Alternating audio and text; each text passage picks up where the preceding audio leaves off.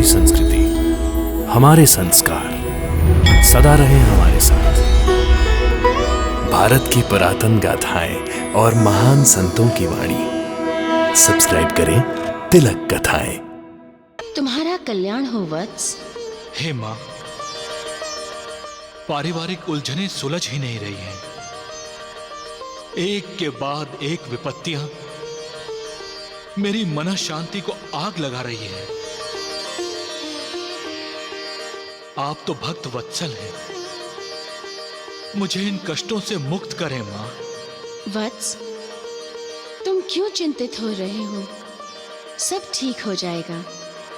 तुम बाबा के पास जाओ, वहां जाकर तुम्हारे मन को शांति मिलेगी और तुम्हारा मन फिर से स्थिर हो जाएगा। मैं कब से तुम्हारा इंतजार कर रहा हूं, तुम आ ही नहीं रहे। मां सप्तशृंग देवी का साक्षात्कार होने के बाद तो तुम्हें मेरे पास आना ही होगा। दीदी, पिताजी आ गए। अकेले? नहीं, उमाकांत भैया को साथ लेकर आए हैं। उमाकांत ने जो मेरे लिए किया है उसका धन्यवाद करने जा रही हूँ माँ। अगर तूने कदम घर के बाहर रखा तो? आज मुझे कोई नहीं रोक सकता माँ। तुम ठीक तो हो ना उमाकांत? अखंड लौट आया हूँ, कहीं से खंडित नहीं हुआ हूँ। तुमने जो कुछ भी मेरे लिए किया है उसके लिए मैं तुम्हारी कृतज्ञ हूँ। तुम किस भाषा में बोल रही हो? सुकन्या, हम दोनों बचपन के दोस्त हैं और दोस्ती में आभार, धन्यवाद, कृतज्ञ ऐसे शब्द नहीं होते।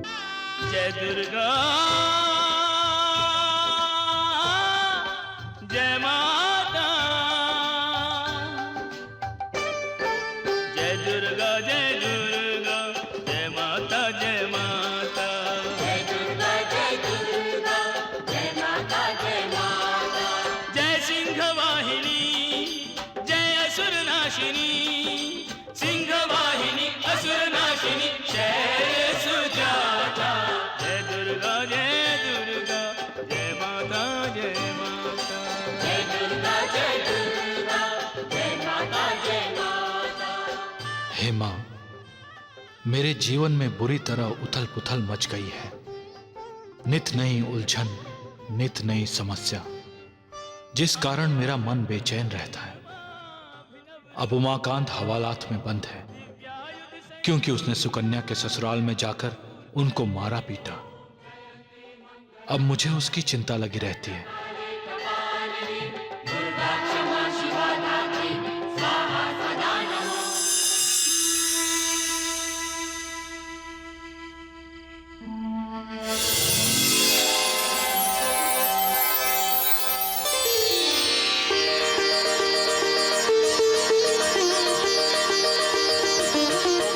माता प्रणाम। तुम्हारा कल्याण हो वत्स। हे माँ, पारिवारिक उलझनें सुलझ ही नहीं रही हैं। एक के बाद एक विपत्तियां मेरी मन शांति को आग लगा रही है। आप तो भक्त वत्सल हैं, मुझे इन कष्टों से मुक्त करें माँ। वत्स, तुम क्यों चिंतित हो रहे हो? सब ठीक हो जाएगा। तुम बाबा के पास जाओ, वहां जाकर तुम्हारे मन को शांति मिलेगी और तुम्हारा मन फिर से स्थिर हो जाएगा।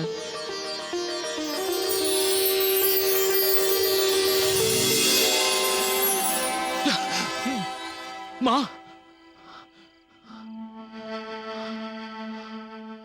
बाबा? कौन से बाबा? माँ ने तो कह दिया कि बाबा के पास जाओ, लेकिन कहां जाऊं? काका जी, तुम्हें मेरे पास आना है, साईं बाबा के पास। मैं कब से तुम्हारा इंतजार कर रहा हूं, तुम आ ही नहीं रहे। माँ सप्तशृंग देवी का साक्षात्कार होने के बाद तो तुम्हें मेरे पास आना ही होगा। दीदी दीदी दीदी दीदी अरे क्यों गला फाड़ रहा है गोपी? दीदी दीदी पिताजी आ गए। अकेले? नहीं, उमाकांत भैया को साथ लेकर आए हैं।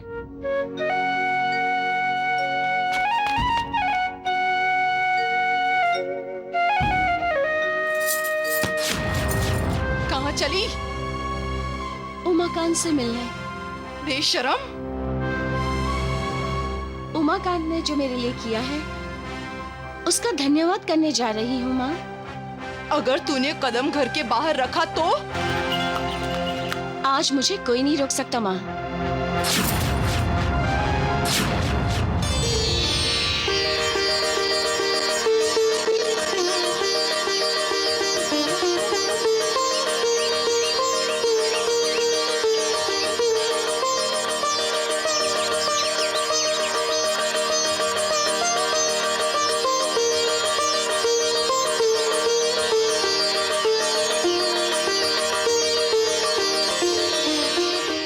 उमाकांत, तुम हवालात में बंद हो ये सुनकर सुकन्या बहुत रोई।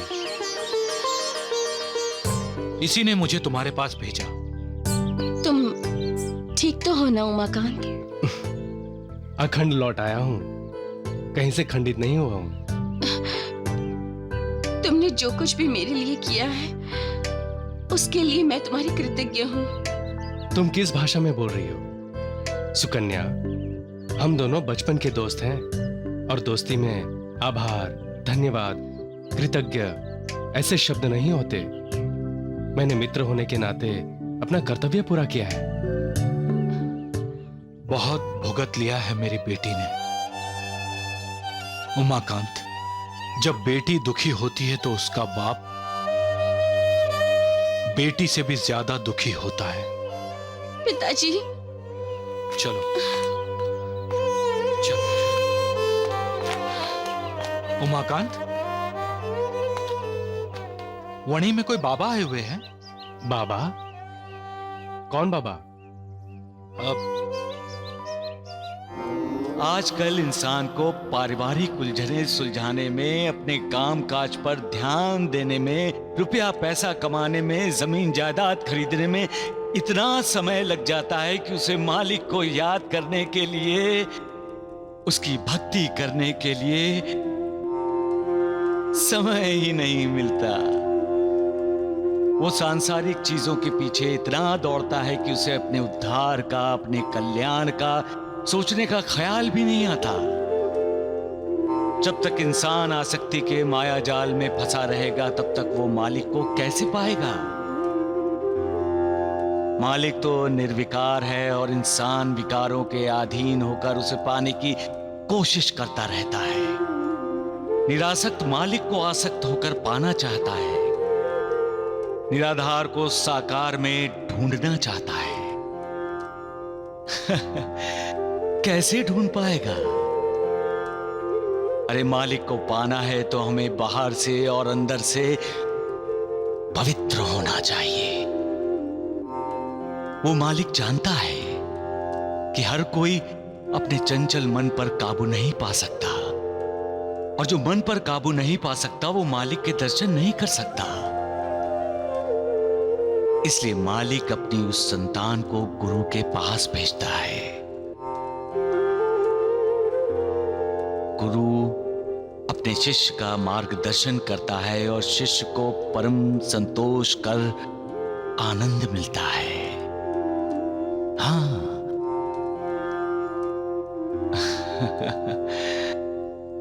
सबका मालिक एक।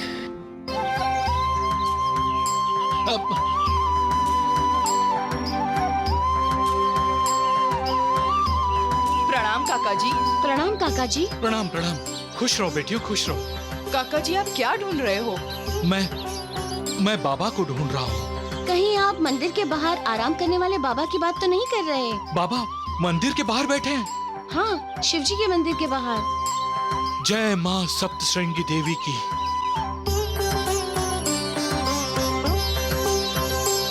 क्या हुआ काका जी को?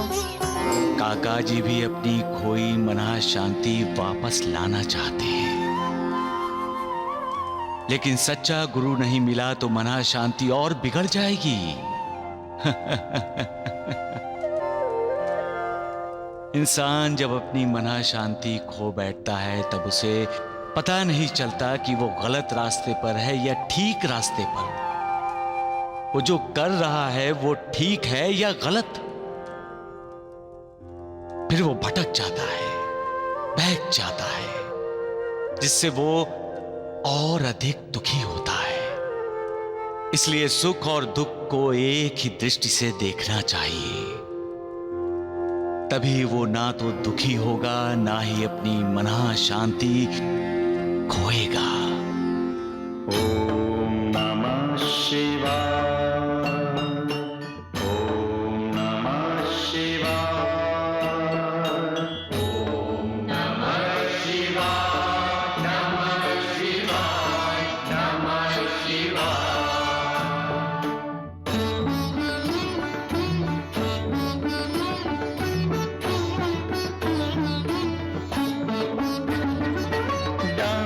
डमरुपाणि शूलपाणि हे नटराजन नमो नमो, नमो नमो, नमो नमो, नमो नमो, नमो नमो, शीश गंग भस्म अंग। प्रणाम बाबा, प्रणाम। कौन बाबा? किसका बाबा? मुझे परेशान मत करो।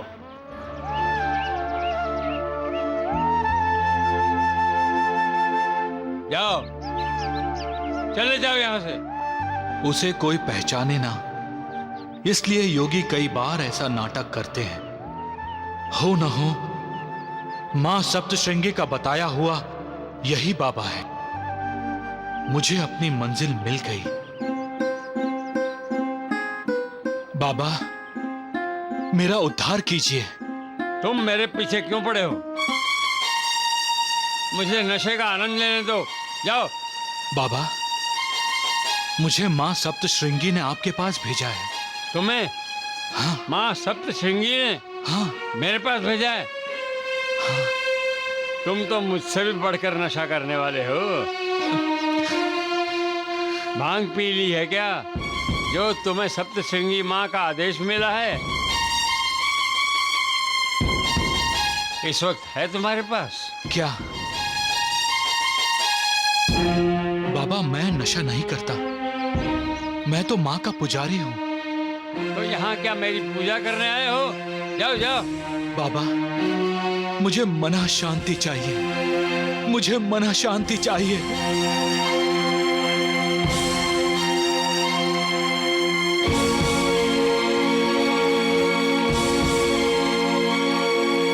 ये पूरी की पूरी पी लो, फिर शांति ही शांति, शांति ही शांति, शांति ही शांति। इसने तो मेरे मन की अशांति और बढ़ा दी। माँ का बताया हुआ बाबा, ये नहीं हो सकता, ये नहीं हो सकता। सर्वमंगल मांगल्ये शिवे सर्वार्थ साधिके शरण्ये त्र्यंबके गौरी नारायणी नमोस्तुते।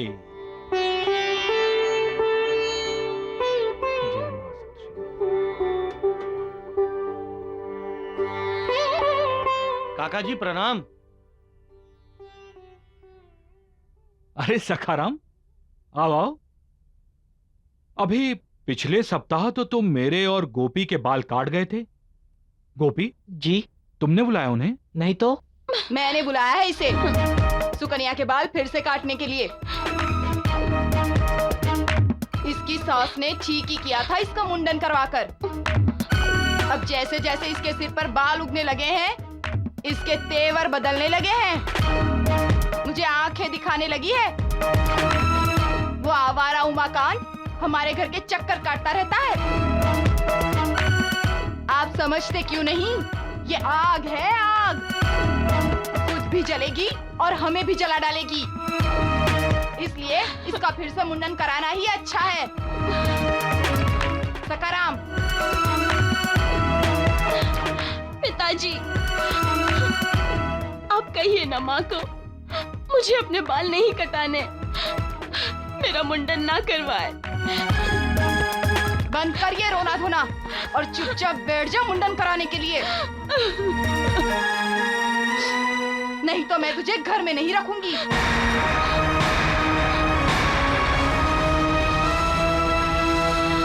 नहीं दीदी, रुक जाओ, तुम नहीं जाओगी। गोपी, दीदी बाल नहीं कटवाएगी माँ।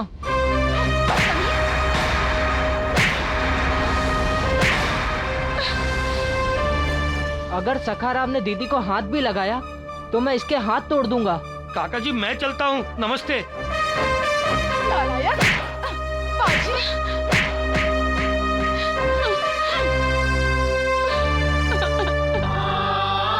गोपी, दीदी, गोपी मेरा भैया। दीदी। हरिओम हरिओम। भाई हो तो मेरे गोपी भैया जैसा।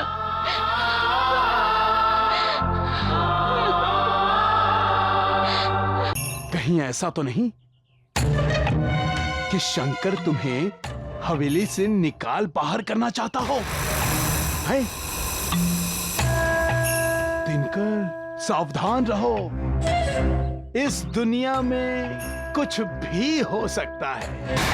शंका रूपी शत्रु इंसान पर हमला करते हैं तब जिस इंसान का मन सशक्त नहीं है वो बदल जाता है।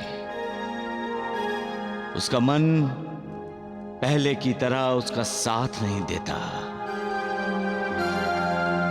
इस संदेह और संशय की वजह से ही भाई भाई नहीं रहता, दोस्त दोस्त नहीं रहता। शक और शंका की एक चिंगारी रिश्ते को आग लगा देती है। देख रहा हूं कारोबार दिन ब दिन ऊंचा होने की जगह नीचे ही नीचे जा रहा है। वो तो जाएगा ही धर्मानंद। आपके इसी गुस्से से मुझे डर लगता है। लेकिन जहां नीयत ठीक नहीं रहती वहां लक्ष्मी भी नहीं रहती। आपने सुना होगा, नीयत में ही बरकत होती है। तुम कहना क्या चाहते हो? वो उस दिन दिनकर कह रहा था कि सारे कारोबार के मालिक आप अकेले कैसे बने? वो भी तो इसमें बराबर का हिस्सेदार है ना? पर निकल आए हैं उसके, काटने पड़ेंगे। दिनकर, तुम जिस व्यापार में हाथ डालते हो बस नुकसान ही करते हो। तुम कोई भी व्यापार करने से पहले मुझसे पूछते क्यों नहीं हो दिनकर? बस नुकसान ही नुकसान करते रहते हो। अगर ऐसे ही होता रहा ना तो एक दिन ये जमीन जायदाद हवेली सब नीलाम हो जाएगी। धर्मानंद, समझाओ इसे, अच्छे से समझाओ। अरे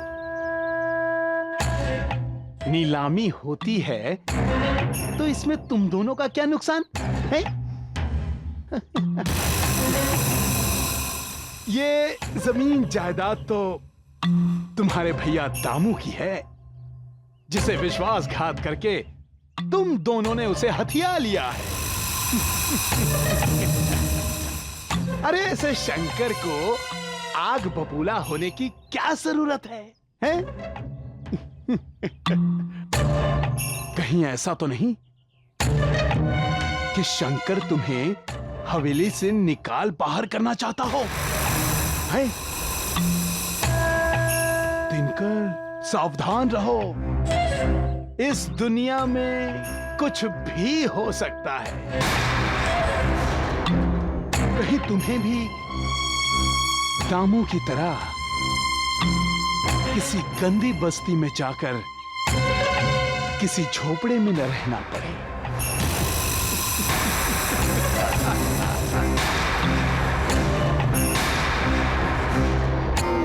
जब संदेह, शक, संशय, शंका रूपी शत्रु इंसान पर हमला करते हैं, तब जिस इंसान का मन सशक्त नहीं है वो बदल जाता है। उसका मन पहले की तरह उसका साथ नहीं देता। इस संदेह और संशय की वजह से ही भाई भाई नहीं रहता, दोस्त दोस्त नहीं रहता। शक और शंका की एक चिंगारी रिश्ते को आग लगा देती है, और ये आग तब बुझती है जब सच्चाई सामने आती है। लेकिन तब तक आग सब कुछ जला देती है, रिश्ते भी और रिश्तेदार भी। इसलिए अपना मन सुदृढ़ बनाओ, और सुदृढ़ मन के लिए मालिक की पूजा करो। तब शक, संदेह, शंका, संशय का आक्रमण भी कोई असर नहीं करेगा। सबका मालिक एक। शंकर सेठ को धर्मानंद का नमस्कार। ये हिसाब किताब क्या कर रहे हैं अकेले बैठे बैठे? धर्मानंद,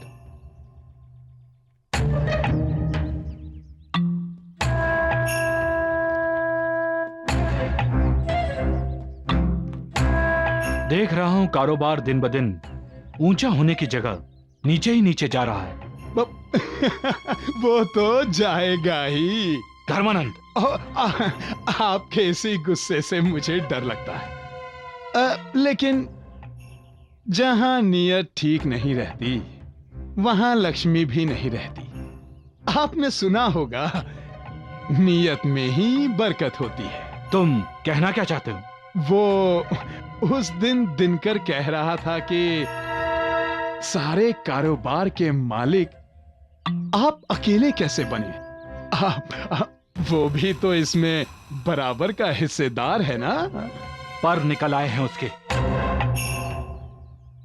काटने पड़ेंगे। तो काट दो, मेरा काम आसान कर दो। मैंने तो तुम दोनों के पर काटने शुरू कर दिए हैं। जैसा इंसान का चरित्र होता है वैसे ही उसके मित्र होते हैं।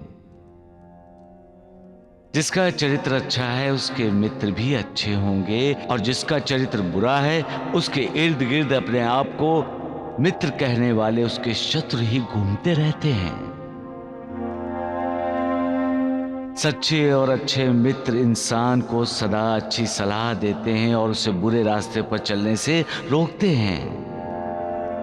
लेकिन मित्र का चोला पहना हुआ शत्रु से बहकाता है, भटकाता है, गलत सलाह देकर गलत काम करने के लिए उकसाता है। और एक दिन इंसान अपने मित्र रूपी शत्रु के जाल में फंस जाता है। उस मित्र रूपी शत्रु की हर सलाह उसे ठीक लगती है, जिस पर कभी विश्वास नहीं करना चाहिए उस पर वो विश्वास करने लगता है और अपना विवेक खो देता है। तब उसका मित्र बना हुआ शत्रु उसकी विजय का ढिंढोरा पीटता है। इंसान खुश होता है, लेकिन वो ये नहीं जानता कि विजय असल में उसकी नहीं, उसके मित्र अर्थात शत्रु की हुई है। और जो दूसरों को धोखा देता है वो नहीं जानता कि उसे भी धोखा देने की तैयारियां शुरू हो गई हैं। यही तो है मालिक का न्याय। जो बोएगा वही तो काटेगा। इसलिए अच्छे कर्म करो, परमार्थ पर ध्यान दो, मोह माया के जाल में मत फंसो और सन्मार्ग पर चलते रहो। कल्याण होगा तुम्हारा। सबका मालिक एक।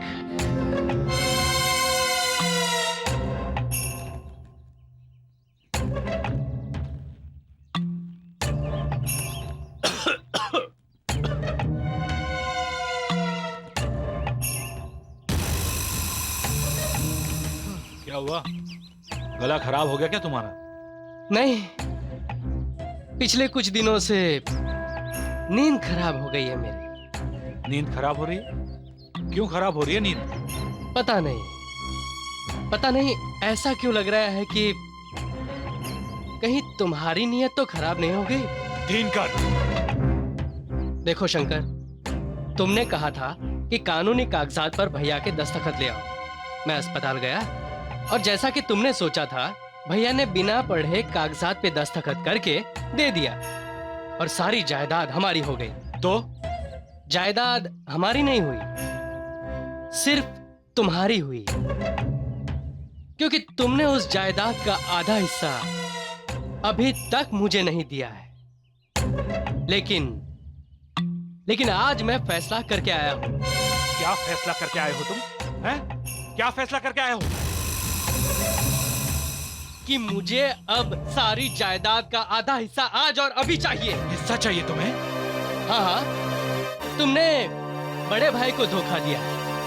तुम तो मुझे भी धोखा दे सकते हो, लेकिन मैं धोखा नहीं खाऊंगा। मुझे सारी जायदाद का आधा हिस्सा आज ही चाहिए। नालायक, ये ले, हिस्सा चाहिए तुम्हें? नहीं, बोल, चाहिए और हिस्सा? हिस्सा चाहिए। जैसा सोचा था वैसा ही हुआ। मालिक का व्यवहार भी अजीब है। यहाँ ना अदालत है ना न्यायाधीश, पर मालिक का कानून किसी को नहीं बख्शता। सबके साथ न्याय होता है। कानून क्या है? जैसा करोगे वैसा भरोगे, जैसा बोगे वैसा ही तो काटोगे। तुम दूसरों की मदद करोगे तो दूसरे तुम्हारी मदद करेंगे। तुम दूसरों को इज्जत दोगे तो तुम्हें भी इज्जत मिलेगी।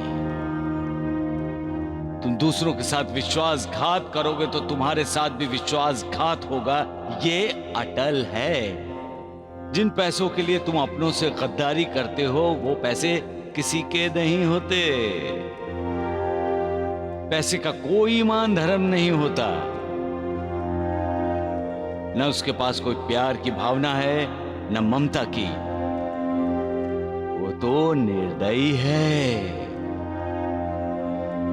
उसके सीने में दिल नाम की कोई चीज नहीं होती।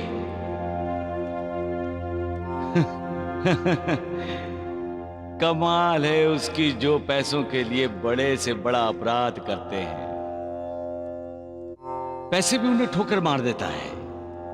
फिर वही इंसान पैसे की खोज में दर दर की ठोकरें खाकर भटकता रहता है।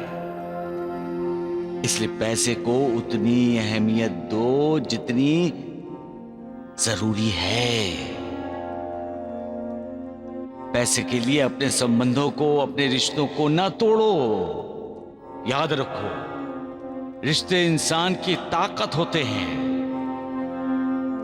माँ बाप, भाई बहन, बेटा बेटी, चाचा चाची, नाना नानी, दादा दादी, ये रिश्ते इंसान के समृद्ध परिवार का लक्षण है। रिश्ता और रिश्तेदार ही तो इंसान की संपत्ति है। जब रिश्ता टूटता है, रिश्तेदार मुंह मोड़ लेता है, तो इंसान के समृद्ध परिवार की एक कड़ी टूटती है और उसकी संपत्ति, उसका पैसा कम हो जाता है। तो फिर क्या जरूरत है रिश्ते तोड़ने की? क्यों हम अपने रिश्तेदारों को धोखा दें? क्यों विश्वासघात करें उनके साथ, सिर्फ पैसे के लिए? अरे पाना है तो मालिक को पाओ, पैसे को नहीं। रिश्ता मालिक से जोड़ो, क्योंकि वो पैसे की तरह निर्दयी नहीं है। उसके सीने में भी दिल है जो इंसान के लिए भी धड़कता है। वो जितना कठोर है उससे कई गुना ज्यादा वो कोमल है। और इस कोमलता का अनुभव हम तब करते हैं जब हम मालिक से रिश्ता जोड़ते हैं, उससे रिश्तेदारी जोड़ते हैं। सबका मालिक एक। तुमने मुझे बुलाया शंकर? मैंने तुम्हें आधा घंटा पहले बुलाया था और तुम अब आ रहे हो। अब वो क्या है शंकर के? शंकर नहीं, शंकर सेठ कहो, समझे? जी। धर्मानंद, ये रजिस्टर बता रहा है कि तुमने 2000 रुपए लिए हैं। किसकी इजाजत से तुमने ये पैसे लिए हैं? वो दिनकर सेठ की इजाजत से। दिनकर सेठ नहीं है धर्मानंद, ये जमीन जायदाद हवेली व्यापार का वो भी तो मालिक है शंकर सेठ। धर्मानंद, ये जमीन जायदाद हवेली और कारोबार का मैं अकेला मालिक हूं, दिनकर नहीं। धर्मानंद, कहीं तुम भी वही तो नहीं समझ रहे हो जो दिनकर समझ रहा है? वो सच नहीं है। सच ये है कि मैंने तुम दोनों को बेवकूफ बनाया कि सब कुछ दिनकर के नाम कर दें, और तुम दोनों ने बिना कानूनी कागजात पड़े हुए मेरा यकीन कर लिया, बिल्कुल वैसे ही जैसे दामू भैया ने दिनकर का किया था।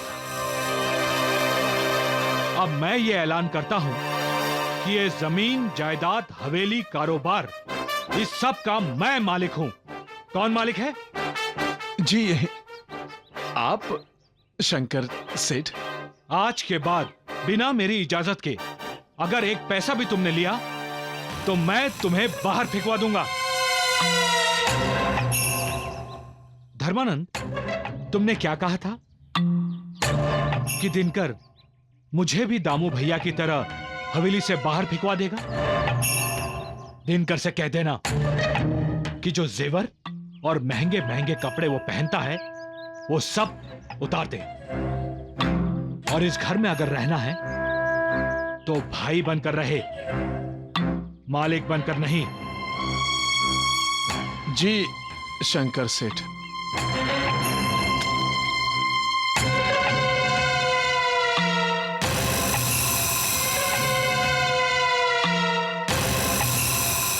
शंकर सेठ, इस अपमान का बदला मैं जरूर लूंगा। तुम कृतज्ञ हो। यह जमीन जायदाद सब तुम्हें मेरी बदौलत मिला है और तुम मुझे ही आंखें दिखाते हो। फोड़ दूंगा मैं तुम्हारी ये आंखें। खुद कृतज्ञ होकर दूसरों को कृतज्ञ बोलता है ये तेरा इंसान मालिक।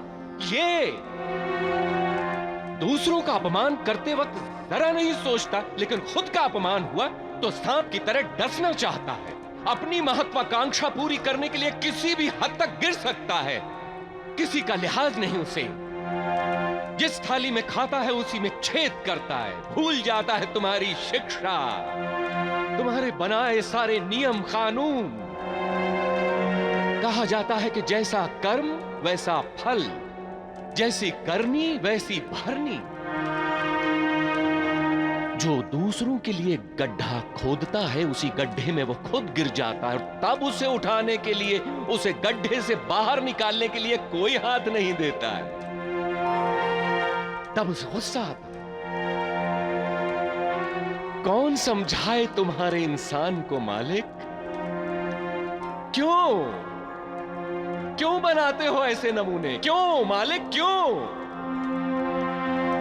कभी कभी तुम्हारा खेल, तुम्हारी लीला मेरे समझ से परे है मालिक। हाँ,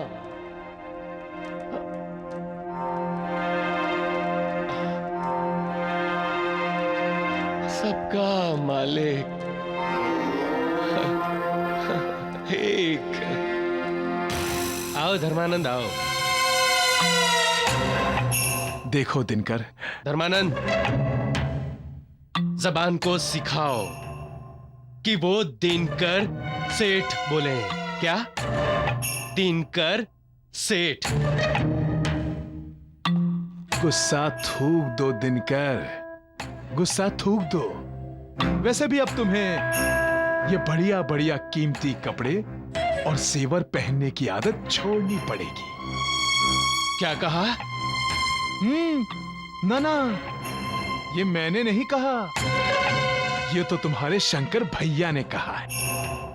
और अगर उसकी बात नहीं मानी तो वो हम दोनों के कपड़े उतरवा कर इस हवेली से बाहर भेज देगा, बिल्कुल उसी तरह जिस तरह तुम दोनों ने अपने दामू भैया को हवेली से बाहर भेज दिया था। जल्दी जाओ और साधारण कपड़े पहनकर आओ।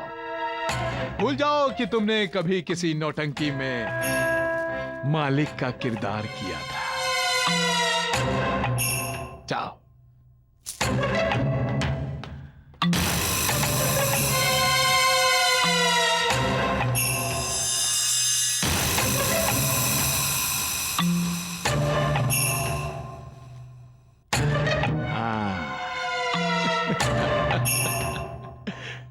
अब ठीक है।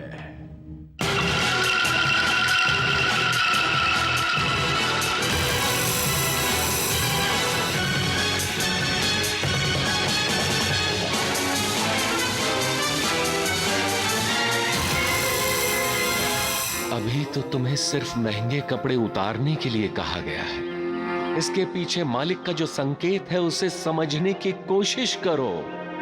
तुम्हें मालिक समझाना चाहता है कि कपड़ों के साथ साथ अपना अहंकार भी उतार फेंको, अपनी गलती सुधार लो, परिवार में जो दरारें पैदा हुई हैं उन्हें पाटो।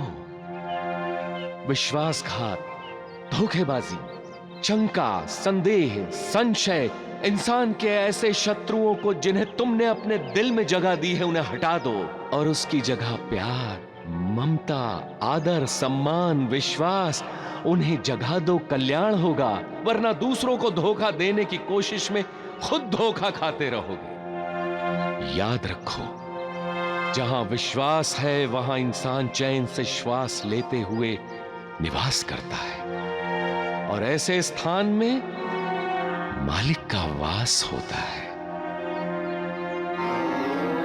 सबका मालिक एक।